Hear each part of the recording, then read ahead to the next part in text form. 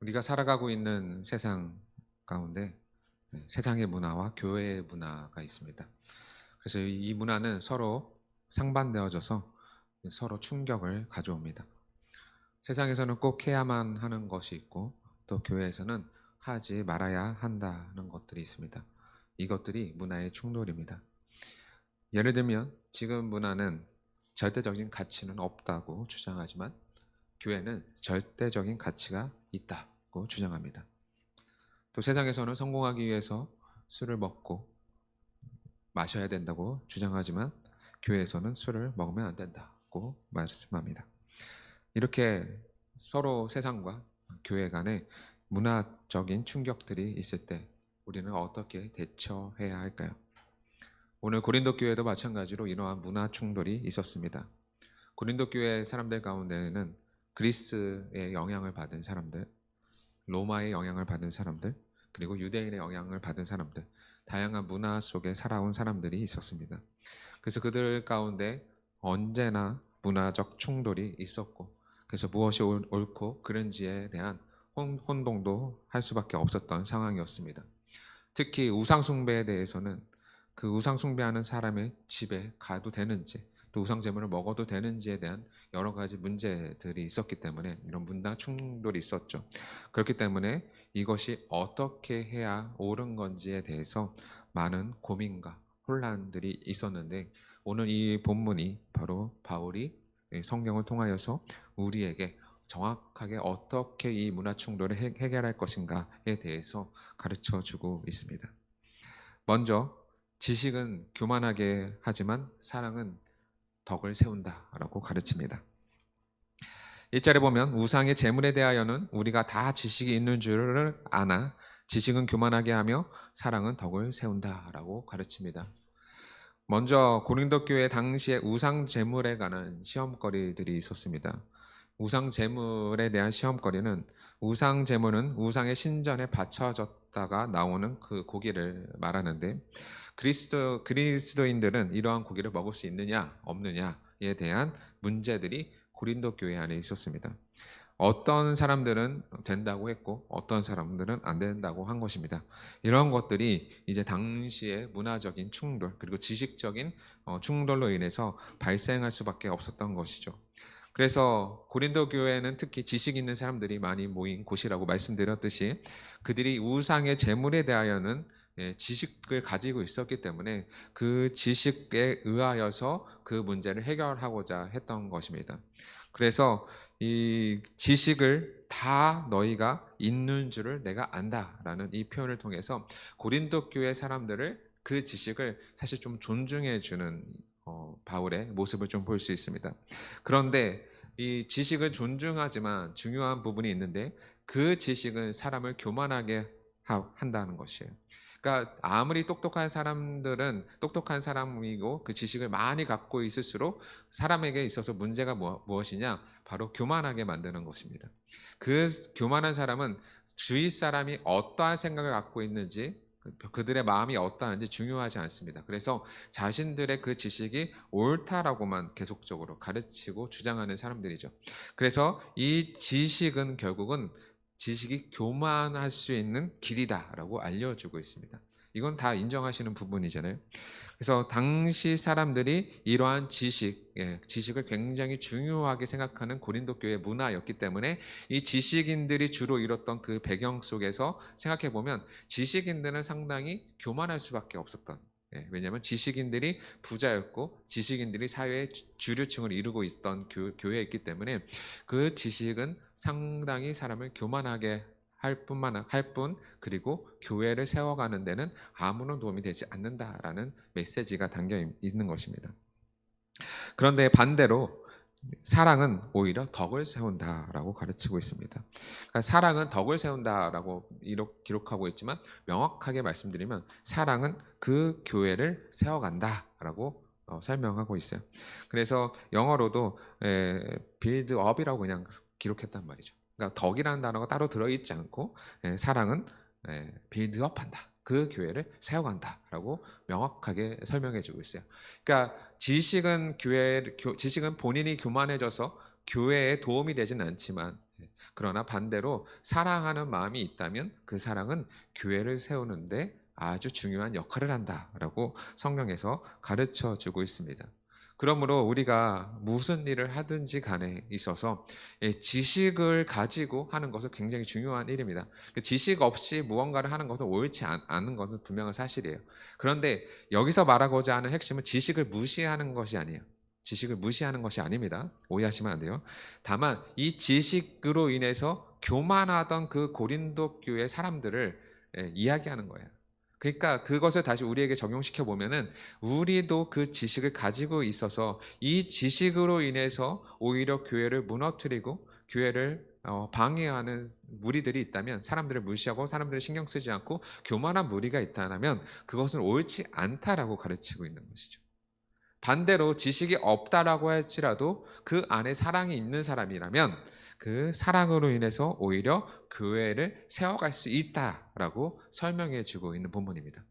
물론 이 전제는 지식이 없다라고 한 것이 아니라 그냥 기본적으로 다 깔려 있는 거예요. 다만 지식의 교만함과 사랑의 그 마음을 좀 비교한다라고 했기 때문에 좀 약간 이렇게 극단적으로 좀 드러났을 뿐이라고 여러분들이 인식을 하시고, 지식을 가지고 사랑의 마음을 가지고 교회를 세워가는 것이 가장 합당한 방식이다라는 것을 알려주기 위해서 이렇게 비교해 가면서 알려주고 있는 겁니다. 오늘날 사회는 남을 배려하는 사회가 아니죠. 특히 우리나라 같은 경우도 그렇습니다. 그래서 철저히 개인주의적인 사회에 우리는 접어들어 있습니다. 그래서 남들이 피해보는 것이 중요한 것이 아니고 내가 피해를 받지 않고 나에게 유익이 되는 것이 가장 중요한 사회에 우리는 살고 있습니다. 그래서 내가 유익하다라면 그 어떠한 것도 해도 된다라는 이 잘못된 사고들이 있습니다. 나 좀 편하자고. 예를 들면 그 운전할 때도 내가 불편하니까 약간 내가 화나면 어떤 일들이 많이 발생하냐면 보복 운전들을 하게 되는 거고, 좀 내가 좀 편하다고 술 한잔 먹고 음주운전을 붙잡는 거죠.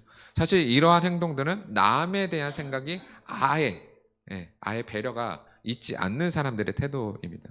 그래서 나의 유익, 나의 편안함, 내가 하고자 하는 일들을 하게 되기 때문에 이러한 문화 속에 우리가 살고 있다는 것을 좀 기억하시고, 그러나 성경에서는 이러한 지식적 나의 교만함, 나의 유익함을 위해서 살라고 가르치지 않고 남을 사랑하는 마음이 그 단체를, 그 교회를 세워간다라고 말씀하고 있기 때문에 그 안에 언제나 사랑의 필수적인 그 태도들을 우리가 가져야 한다라고 볼 수 있습니다.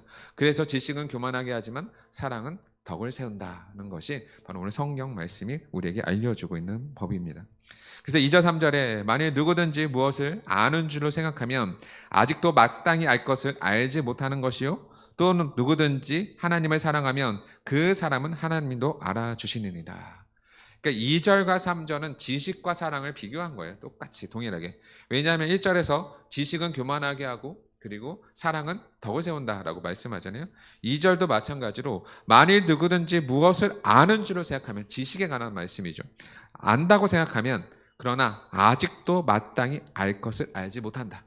지식으로 내가 교만해져 있다라면 사실 자기가 다 안다라고 생각하지만 그러나 결국 그들은 마땅히 알아야 될 것들을 모른다는 거죠. 반드시 알아야 되는 그 사랑의 그 법칙을 모르고 있다라고 가르치는 거예요. 그러니까 지식만 이야기해서는 그것은 결코 옳은 신앙생활이 아니다라고 가르치는 거고요. 3절에 보면 또 누구든지 하나님을 사랑하면 그 사람은 하나님도 알아주신다. 반대로 지식은 다 아는 것이 아니다라고 가르치지만 하나님을 사랑한다면, 사랑의 마음이 있는 사람들이라면 그 사람은 하나님도 알아주신다. 그러니까 사랑의 마음을 가지고 있는 사람은 오히려 어떻게 해요? 하나님도 그 사람을 인정해 주시고 알아주시기 때문에 우리가 그 사랑을 가지고 사람들에게 전하면서 살아갈 수 있게 된다는 겁니다.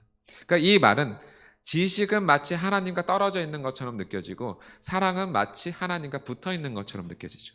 그래서 저는 이 말씀을 보면서 우리가 매주 하는 십계명이 생각날 수밖에 없습니다. 왜냐하면 십계명의 첫 번째 계명이 하나님을 사랑하라라는 게 첫 번째 계명이고요. 두 번째 계명은 이웃을 사랑하라는 계명이잖아요. 그러니까 우리가 하나님을 사랑하기 때문에 동시에 우리가 반대로 이웃을 사랑할 수 있는 태도가 나오는 거죠. 그러니까 하나님의 사랑이 먼저고 그 사랑을 받은 우리가 이어서 이웃을 사랑할 수 있는 자세로 가기 때문에 그 하나님을 사랑하는 자는 반드시 이웃을 사랑할 수 있도록 하나님께서 우리를 이끌어 주신다. 그러니까 사랑은 이렇게 하나님과 연결되어 있다라는 그 법칙을 우리에게 알려주고 계시는 거예요. 그래서 지식으로는 마땅히 알 것을 알지 못하지만 그러나 하나님을 사랑하는 자들은 오히려 이웃을 사랑하는 법을 알게 된다라고 1절, 2절, 3절을 통해서 우리에게 제시해 주고 있음을 꼭 기억하시면 좋을 것 같습니다. 그래서 지식보다는 사랑의 마음이 더 중요하다라고 가르쳐 주고 있습니다. 또 두 번째로는 자유는 우리에게 주신 이 신앙의 자유는 하나님 중심에서 이해해야 한다라고 말씀하고 있습니다. 4절에 보면 그러므로 우상의 제물을 먹는 일에 대하여는 우리가 우상은 세상에 아무것도 아니며 또한 하나님은 한 분밖에 없는 줄을 아노라 라고 가르칩니다.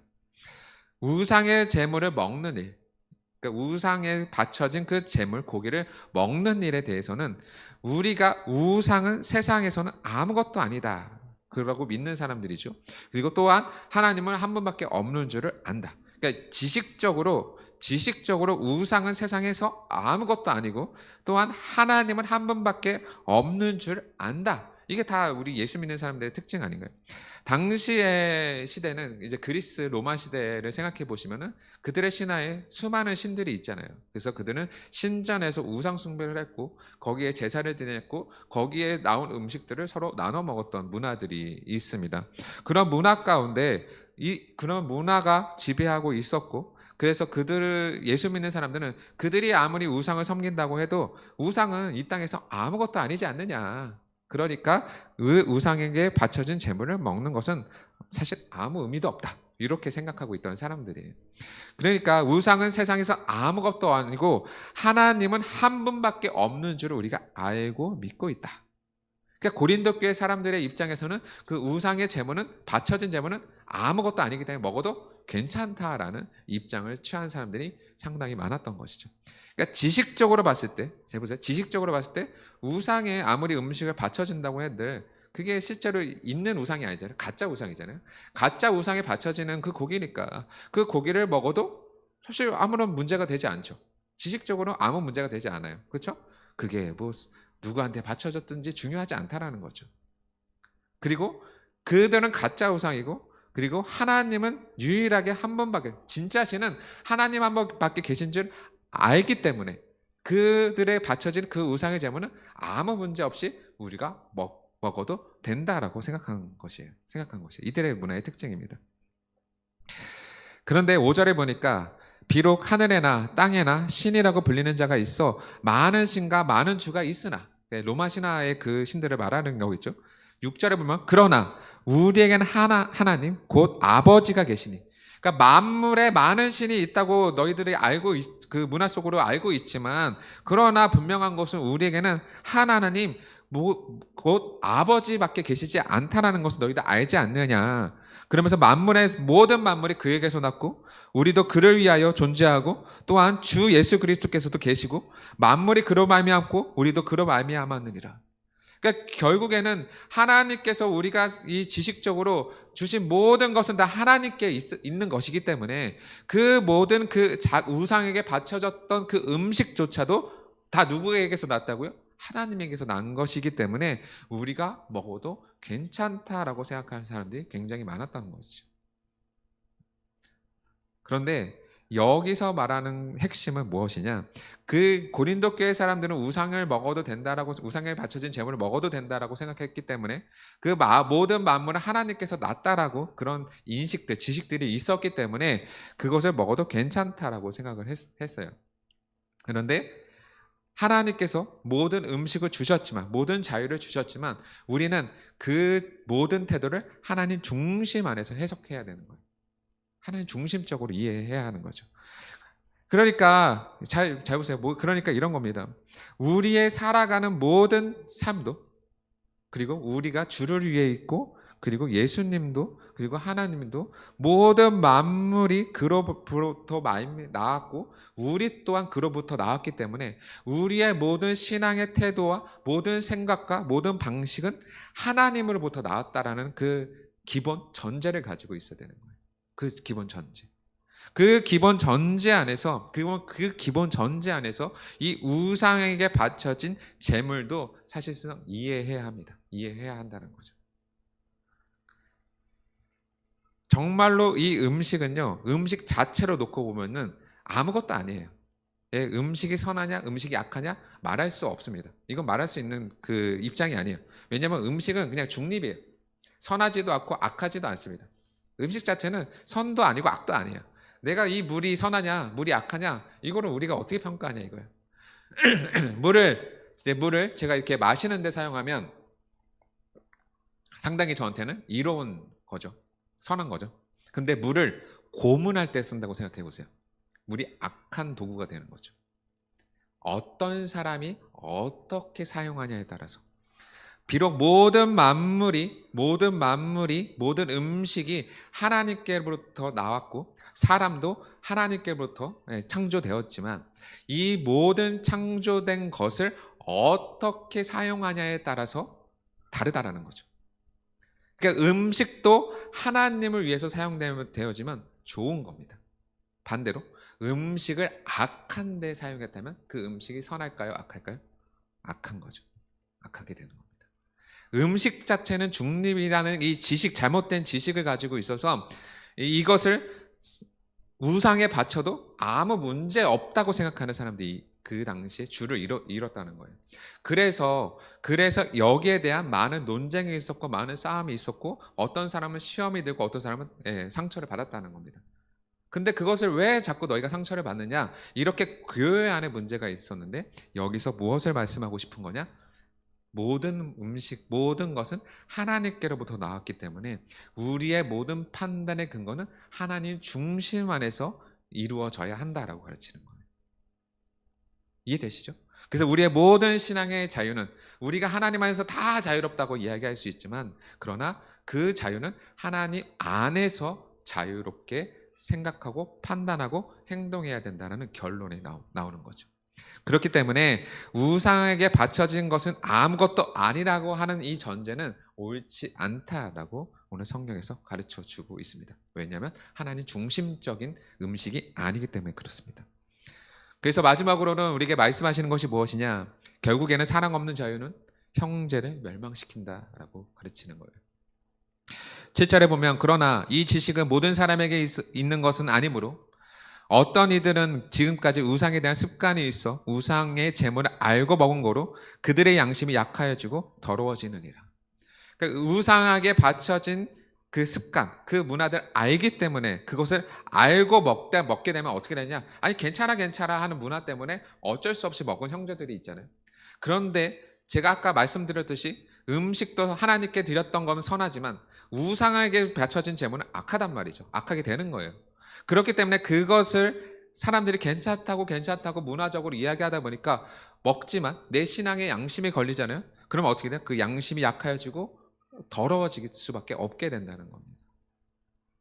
내 신앙의 자유 안에서 그것이 괜찮다고 말하는 사람들은 그것은 잘못됐다라고 알려주고 있는 거예요. 결국은 어떻게 되나? 내 신앙이 약해지고 내 양심에 거리낌이 생기고 내 양심이 더러워져서 하나님 앞에 범죄하게 될 수밖에 없다라고 가르치고 있는 것입니다.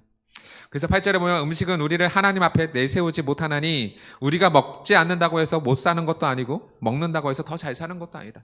그러니까 음식 자체로는 우리가 그것을 평가할 수 없지만 음식으로는 우리가 하나님 앞에 나아가지 않고에 대한 아무 문제가 되지 않고 또 우리가 더 많이 먹는다고 해도 잘 사는 것도 아니고 더 적게 먹는다고 해도 못 사는 것도 아니다.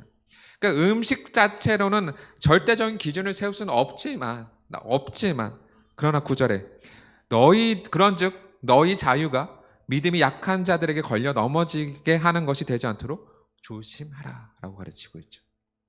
그러니까 결국에는 마치 바울이 이 음식에 대해서 굉장히 중립적인 이야기를 하는 것처럼 보이지만 그것이 아니라는 거예요.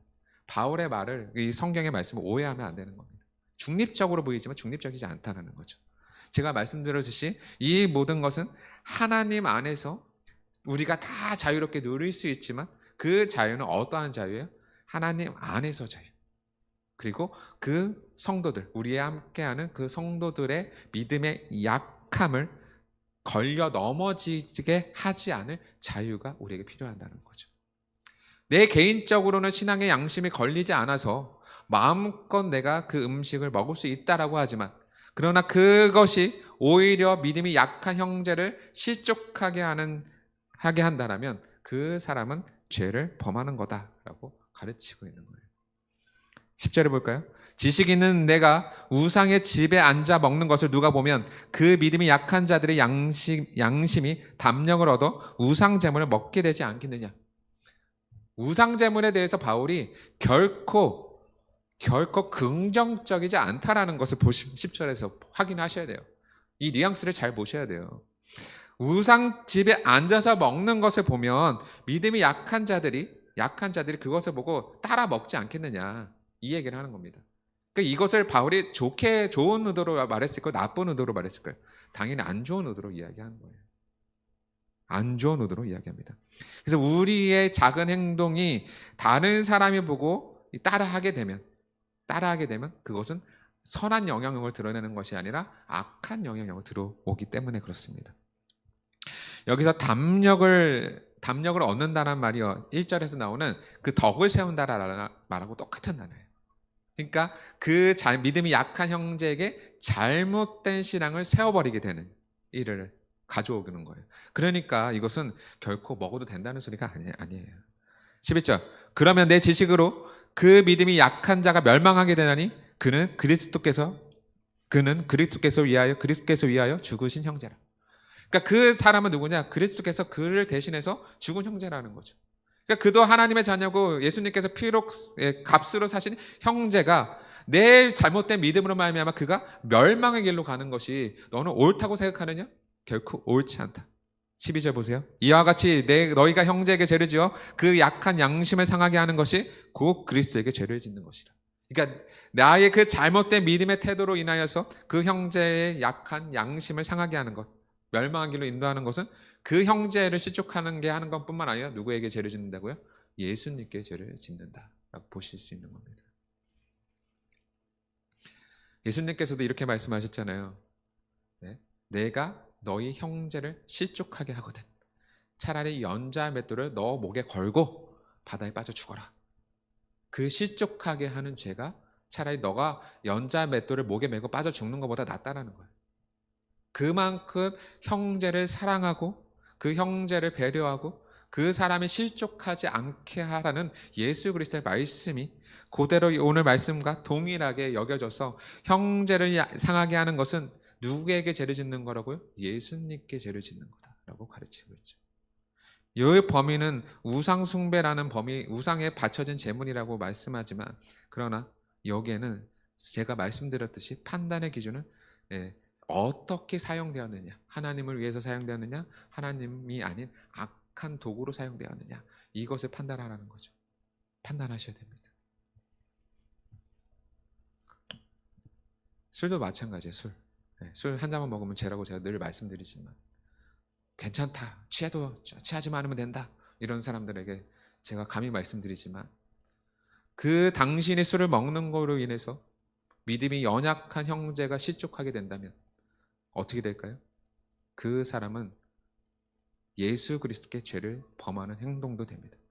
그래서 술 한 잔 먹는 게 동일하게 죄라고 이야기할 수 있는 거예요. 아시겠어요? 단순하게 생각하지 마시고 포괄적으로 하나님의 말씀을 통전적으로 이해하게 되면 하나하나 다 걸려요. 다 걸린다고요.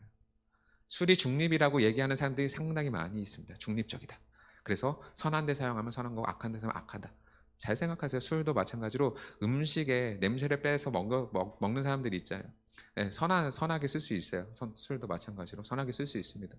그런데 여러분들이 실제로 술집 가서 먹는 그 술은요, 다른 방식이죠. 하나님을 위해서 먹는 건가요? 아니잖아요. 그렇죠? 나를 위해서 먹는 거에 불과한 거예요. 그렇기 때문에 여러분, 하나님 중심 안에서 우리가 자유를 누리는 거고, 그리고 그 안에서 사랑의 마음을 가지고 내 이 잘못된 행동으로 인해서 저 사람이 실족하게 하는 것을 만들어서는 안 된다라는 것이 바로 아주 중요한 메시지입니다. 그 13절에 보십시오. 그러므로 만일 음식이 내 형제를 실족하게 한다면 나는 영원히 고기를 먹지 아니하여 내 형제를 실족하지 않게 하리라. 이 결론입니다. 그러니까 내가 내 지식적으로, 고린도 사람들의 지식으로 인해서 그 고기 먹는 거 아무것도 아니야, 나 괜찮아, 내 믿음으로 아무런 양심에 거리낌 없어, 먹을 수 있지, 이렇게 하는 사람들에게 바울이 뭐라고 이야기합니까? 음식으로 말해서 근데 너 그 먹음으로 인해서 한 사람이 실족했잖아, 내 형제가 실족했잖아, 그럼 나는 영원히 고기를 먹지 않아서 차라리 내가 안 먹고 형제를 실족하지 않는 게 더 맞다, 그게 성경에서 가르치는 방식이다라고 명확하게 우리에게 알려주는 거예요. 우리가 신앙 안에서 다 자유롭다고 생각하잖아요. 그래서 어쩌면 우리는 우상에 바쳐진 제물이라고 해도, 우리가 제사상의 그 제사물이라고 해도 옛날에는 안 먹었어요. 옛날 어른들 못 먹게 했어요. 요즘에는 어떤지 아세요? 먹어도 된다고 가르쳐요. 어차피 우상에게 바쳐진 건데 뭐 가짜인데 뭐 상관없다라고 가르쳐요. 그런 제가 말씀드리잖아요. 성경에서는 그렇게 가르치지 않는다고. 가르치지 않아요. 하나님한테 드려진 거고, 우상은, 우상에게 바쳐진 거는 악한 자한테 바쳐진 제물이기 때문에 이미 이 자체가 오염됐다라는 걸 여러분들이 명확하게 아셔야 되고, 근데 이것을 건너뛰어서 그로 인해서 내 형제가 실족하게 되는 게 더 무섭다라는 거죠.